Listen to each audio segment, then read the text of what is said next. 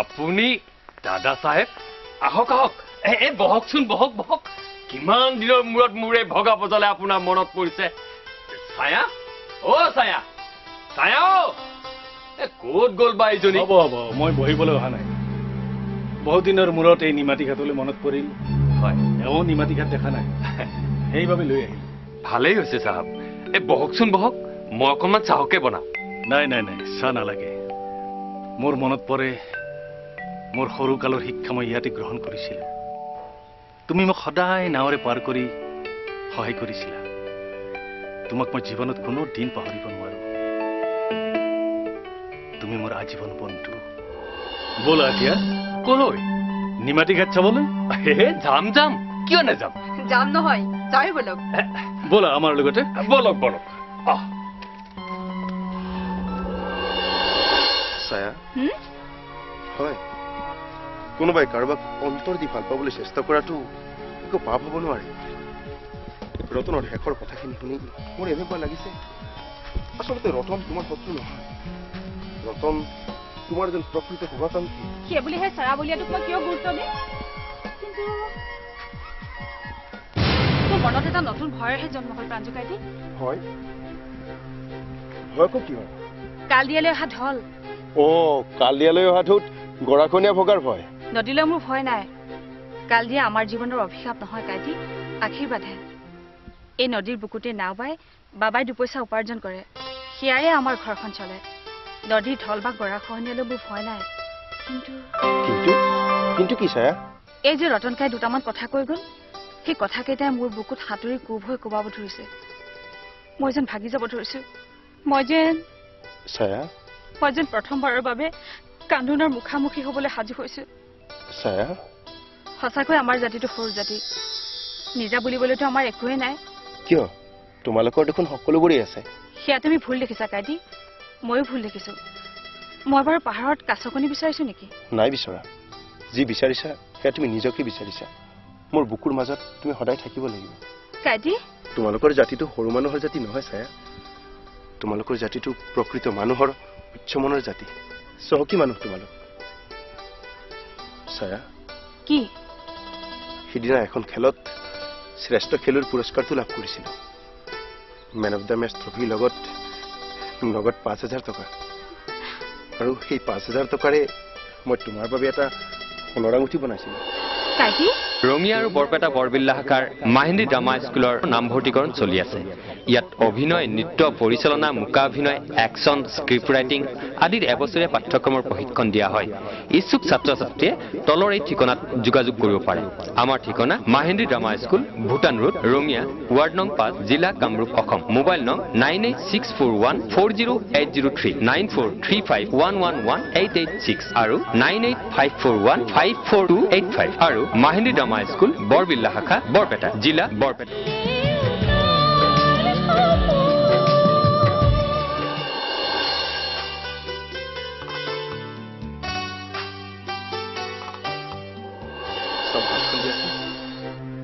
নহয় কাইটি নাপায় আমাৰ দুয়োৰে দুখন ঘৰ আছে অভিভাৱক আছে সেই দুখন ঘৰৰ অনুমতি নোলোৱাকৈ মই বহু বেছি দূৰ আগবাঢ়ি গলো ছায়া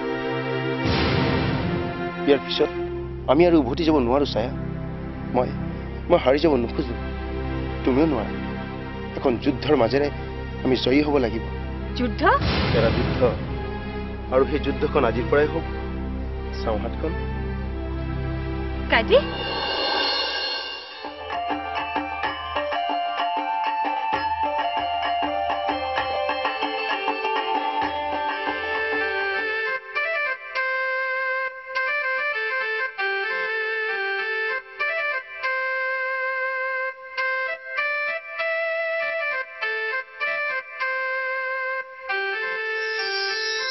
বিশ্বাস আৰু প্ৰতিশ্ৰুতিৰে গঢ়া আমাৰ মৰমবোৰ যুগমীয়া হওক আহক আহক দাদা চাহেব সেয়াই নিমাতী ঘাট সেইখিনি যে বকুল এজোপা আছিল আপোনাৰ মনত আছেনে সেই বকুলজোপা বয়স হৈ মৰি থাকিল সৌজোপা শিমলু গছজোপা আৰু সেয়া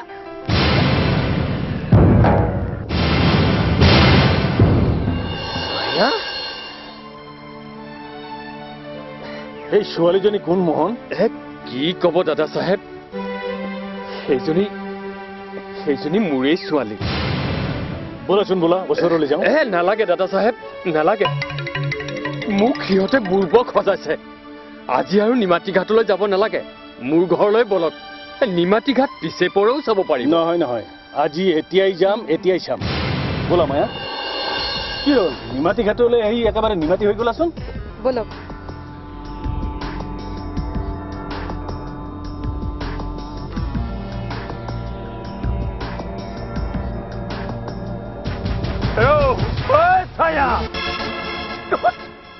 তহঁতি ইমান বেইমান, ইমান ছায়া, শেষত তই মোক ইয়াকেই কৰি দেখুৱাব পাৰিলিনে? আৰু তই এদিন বিপদত পৰাত তোক মই মোৰ ঘৰত আশ্ৰয় দিছিলো। তাৰ পিছত তই ঘনাই মোৰ ঘৰলৈ অহা যোৱা কৰিলি। মোৰ ল'ৰা নাই কাৰণে তোক মই মোৰ ল'ৰাটোৰ দৰে মৰম কৰিলো। আৰু শেষত তই বাবা চুপ বুলি কৈছো, নেমাতিবি মোক বাবা বুলি। তোক আজি কাটি দুচেও কৰি গাল দিয়া নৈত বহাই দিম জানে দাদা চাহেব। এইজনীয়ে মোক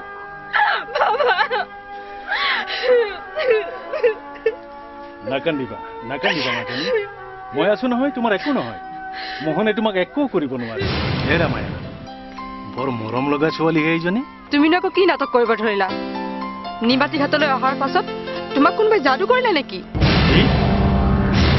তুমি সকলো পাহৰি গলা আমি ইয়ালৈ কিয় আহিছিলো? এইবোৰ কি ফুটুকাৰ খেল হৈ গ'ল? সেই বুলি কাকো হত্যা কৰিম বুলিতো এই নিমাতী ঘাটলৈ অহা নাই। এই ছোৱালীজনীৰ নিৰপৰাধী মুখখনে সঁচাকৈ মোক যাদু কৰিছে। এইজনী এপাহ বনৰীয়া ফুল। কি জংঘলতে যে গোলাপ ফুলে মই আগতে অনুমান কৰিব পৰা নাছিলো। এতিয়া তুমি ভালকৈ অনুমান কৰি থাকা, মই একো নামাতো। ছায়া, তুমি পঢ়িছিলানে? পঢ়াৰ ইচ্ছা আছিল, কিন্তু চতুৰ্থ পাওঁতে বাবা আৰু স্কুললৈ যাবলৈ নিদিলে। কাইটিয়ে এতিয়া মোক ইংৰাজী শিকাইছে। Twinkle Twinkle little star. তাৰ মানে তোমাৰ আৰু পঢ়াৰ ইচ্ছা আছে? আছে। তুমি ভাত বনাব জানা? ঘৰৰ সকলোবোৰ কামেই মই কৰো। চাহ ভাত বনোৱা, হাল বোৱা। এই ল'ৰাজনক তুমি চিনি পোৱা? পাওঁ। পাই চিনি পাই তোক মই। মোহন ৰবা, এওঁক কিমান দিনৰ পৰা চিনি পোৱা? হ'ল ৬-৭ মাহ মান। তুমি তেওঁক ভাল পোৱা? লাজ নকৰিবা, কোৱাচোন ভাল পোৱা নে তেওঁক? ভাল পাওঁ, বহুত ভাল পাওঁ। ইমান ভাল পাই একেবাৰে আখৈ ফুটা দি ফুটিছে মুখখন। ভাল পাই তোক আজি কাটি দুচেও কৰিম বাপেকে। বাৰু তেওঁ তোমাক ভাল পায়নে? পাই। তুমি কেনেকৈ জানিলা? তেওঁতো তোমাক মিছাকৈও ক'ব পাৰে। তেওঁ মিছা নকয়, মই তেওঁক বুজি পাইছো। তেওঁ চহৰীয়া হলেও বদমাছ নহয়। আৰু হেৰি নহয়, কি এয়া তেওঁ আজি মোক আঙুঠিও পিন্ধালে নহয়। ইয়াকে চাবলৈ মোক ইয়ালৈ আনিছিলা নহয়? এই দৃশ্য চোৱাৰ আগতে তুমি মোক সেই নদীখন গতা মাৰি নিদিলে কিয়? হয়, এতিয়া কি হব? কি হব মানে? মোৰ বুকুৰ ভিতৰত তেজাক ধুমুহা বব ধৰিছে দাদা চাহেব। ভাল লাগিলি তই মোৰ বুকুতে কামোৰটো কিয় মাৰিলি? কণমানি অৱস্থাৰে পৰা তোক মই তুলি তালি ডাঙৰ দীঘল কৰিছিলো এইখন বুকুৰ ৰুমেৰে। বাবা হেৰ' ছায়া, তই মোক অন্ধ সজাই এই কাণ্ডখন কিয় কৰিলি? খোল বুলি কৈছো, তই আঙুঠিটো খুলি দে। কিয় খোলে? নুখোলো। নুখোল? তোৰ আঙুলি কাটি সেই আঙুঠিটো উলিয়াই আনিম বাপে। বাবা নেমাতিবি মোক বাবা বুলি। মোহন, এনেকুৱা মৰমৰ আঙুঠি এবাৰ পিন্ধালে দ্বিতীয়বাৰ খুলিব নাপায়। মাত্ৰ তুমি তেওঁক সোধা, তেওঁ তোমাৰ ছোৱালীক বিয়া কৰাব পাৰিব নে নোৱাৰে? কেনেকৈ পাৰিব? নোৱাৰে, তেওঁ কেতিয়াও নোৱাৰে। মোৰ হৈ আপুনি কিয় এনেদৰে কান্দিছে? কাৰণ ছায়াৰ ওচৰত মৌন হৈ থকা ল'ৰাজন, মানে ছায়াক মৰমেৰে আঙুঠি পিন্ধাই প্ৰতিশ্ৰুতি দিয়া ল'ৰাজন কোন জানা? আমাৰে মৰমৰ ল'ৰা এই প্ৰাঞ্জু। কি? হে ভগৱান, মই এতিয়া কি কৰো দাদা চাহেব? নাকান্দিবা মায়া, এয়া তোমাৰ মোৰ জীৱনৰ এটা ডাঙৰ শব্দটো মোৰ মুখলৈ অহা নাই কি কি হ'ব প্ৰাঞ্জু এটা ডাঙৰ অভিশাপ নহয় জীৱন যুদ্ধৰ এক ডাঙৰ প্ৰত্যাহ্বান বোলা মায়া কিন্তু ই নিমাতী ঘাটতে আজি থাকি যাওঁ মোহনৰ ঘৰখনতো এতিয়া তাৰ এখন আপোন ঘৰ নাকান্দিবা মায়া কন্দা মানে হাৰি যোৱা দাদা চাহেব চোৱা মোহন সেই বাল্যকালৰ স্মৃতি লুকাই থকা এই অন্তৰৰ সম্পৰ্কই কেনেদৰে আমাক এই নিমাতী ঘাটত লগ লগাই দিলে যাওঁ আকৌ আহিম আহিবতো লাগিবই বোলা মায়া দাদা চাহেব আপুনি আচলতে মানুহ নহয় ভগৱান জানো গৰা খহনীয়াই মোৰ ঘৰখন ৰাখেই নে কহাই নিয়ে হে ঈশ্বৰ তুমি আমাক ৰক্ষা কৰিবা প্ৰভু আমি অতি সৰু মানুহ অন্ততঃ মোৰেই মাৰুৱা ছোৱালীজনী আয়ো নেকান্দিবিচোন ৰচোন নেকান্দিবি নমস্কাৰ মই ফৰিতা প্ৰিয় দৰ্শক আপোনালোকে অতি মৰম আৰু আগ্ৰহেৰে দেউতাৰ সপোন ধাৰাবাহিকখন চাই আমাক উৎসাহ উদ্দীপনা জগাই নহয় অজানিতে হৈ যোৱা ভুল ভ্ৰান্তিবোৰৰ আমাক শুধৰাই ল'বলৈ আপোনালোকে বিভিন্ন ধৰণে সুদিহা পৰামৰ্শ দি আহিছে তাৰ বাবে ধাৰাবাহিকখনৰ তৰফৰ পৰা মই ফৰিতা আপোনালোকক ধন্যবাদ জনাইছোঁ লগতে আজিৰ খণ্ডটিৰ কোনজন অভিনেতা বা অভিনেত্ৰী অভিনয় চাই আপোনালোকে শ্ৰেষ্ঠ হোৱা বুলি বিবেচনা কৰে আমালৈ লিখি পঠিয়াওক আমাৰ ঠিকনা মাহিন্দ্ৰী ড্ৰামা স্কুল ভোটাম ৰোড ৰঙিয়া ৱাৰ্ড নং 5 জিলা কামৰূপ অসম মোবাইল নং 9864140803 9435111886985415428 আকৌ অহা সপ্তাহত একে সময়তে একেটা বাৰতে আৰু একেটা চেনেলতে পুনৰ লগ পোৱাৰ প্ৰতিশ্ৰুতিৰে আজিলৈ ইমানতে সামৰিছোঁ ধন্যবাদ হৃদয়ৰ থাপনা জ্বলা মাহাৰ চাকি মনৰ বেদনা যাব যে আঁতৰি এই ঘৰ সজাবলে আহিব বোৱাৰী আশা হ'ল মনত সেয়া হ'ব আপোন এয়া যে আমাৰ দেউতাৰ সপোন